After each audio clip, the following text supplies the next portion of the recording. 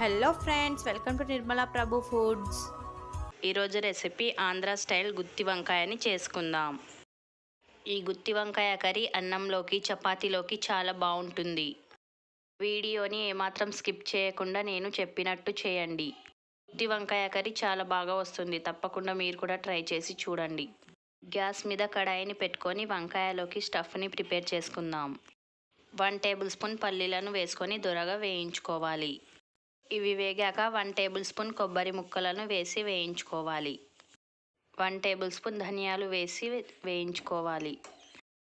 ఇందులోకి 3 లవంగాలు, 2 దాల్చిన చెక్క, 2 ఇలాంచీలను వేసి వేయించుకుందాం.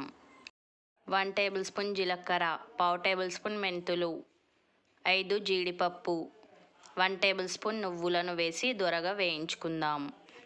ఇవి వేగాక గ్యాస్ ఆఫ్ చేసి మిక్సింగ్ బౌల్లోకి వేసుకుందాం. వీటిని పొడిలాగా మిక్సీ పట్టుకోవాలి. ఇందులోకి ఒక పెద్ద టమాటా ముక్కలు, 2 టేబుల్ స్పూన్ కారం, 1 టేబుల్ స్పూన్ ధనియాల పొడి, సాల్ట్ టేస్ట్కి సరిపడా, కొద్దిగా నీళ్లు పోసుకొని ఫైన్ పేస్ట్ చేసుకోవాలి.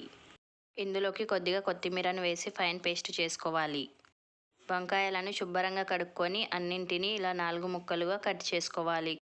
మనం ముందుగా ప్రిపేర్ చేసుకున్న స్టఫ్ని వంకాయలోకి వేసుకుందాం. అన్నింటికి అలాగే వేసుకొని పక్కకు పెట్టుకోవాలి. ఇలా అన్నింటిలోకి స్టఫ్ని వేసుకుందాం. బయటికి రాకుండా నీట్గా వేసుకుందాం. అలాగే అన్నింటిలోకి వేసుకోండి. ఒక్కొక్కటి తీసుకొని వేసుకుందాం. ఇలా ప్రెస్ చేస్తే బయటికి వచ్చేస్తుంది కదా, ఆ ఎక్స్ట్రాని ఇలా వేళ్ళతో తీసేయండి. ఇలాగే అన్నింటినీ నింపుకుందాం. ఇలా అన్ని వంకాయలోకి స్టఫ్ వేసి పక్కకు పెట్టుకుందాం. గ్యాస్ మీద కడాయిని పెట్టుకొని అందులోకి 3 టేబుల్ స్పూన్ ఆయిల్ని వేసుకుందాం.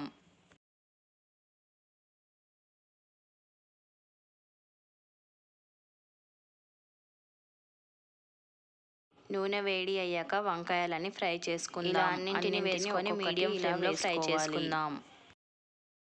వంకాయలని అటు ఇటు తిప్పుకుంటూ మీడియం ఫ్లేమ్లో ఫ్రై చేసుకుందాం. ఇలా అన్ని వంకాయలు ఫ్రై అయ్యాక వీటిని ప్లేట్లోకి తీసి పక్కకు పెట్టుకుందాం.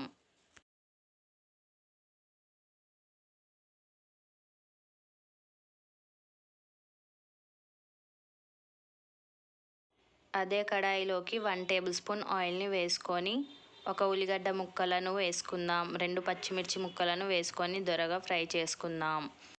కొద్దిగా కరివేపాకుని వేసుకొని ఫ్రై చేసుకుందాం.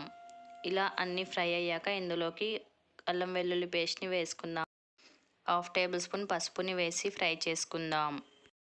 ఇవి ఫ్రై అయ్యాక మనం వంకాయలోకి ప్రిపేర్ చేసుకున్న గ్రేవీని వేసుకుందాం.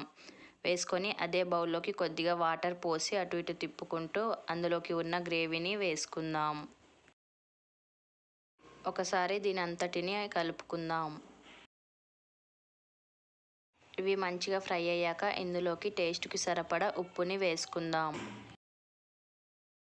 ఇందులోకి చింతపండుని నానబెట్టి తీసిన రసాన్ని వేసుకుందాం. 5 మినిట్స్ బాగా ఉడకనివ్వాలి. ఇవి ఉడికాక మనం ముందుగా రోస్ట్ చేసుకున్న వంకాయలను వేసుకోవాలి. ఒకసారి కలుపుకుందాం. కలుపుకొని మూత పెట్టి 5 మినిట్స్ ఉడికించుకోవాలి. 5 మినిట్స్ అయ్యాక మూత తెరిచి ఒకసారి కలుపుకోవాలి. గ్రేవీ ఇంకా దగ్గర పడి నూనె పైకి తేలేంత వరకు ఉడికించుకోవాలి. కొద్దిగా కొత్తిమీరను వేసుకొని నూనె పైకి తేలేంత వరకు ఉడికించుకోవాలి.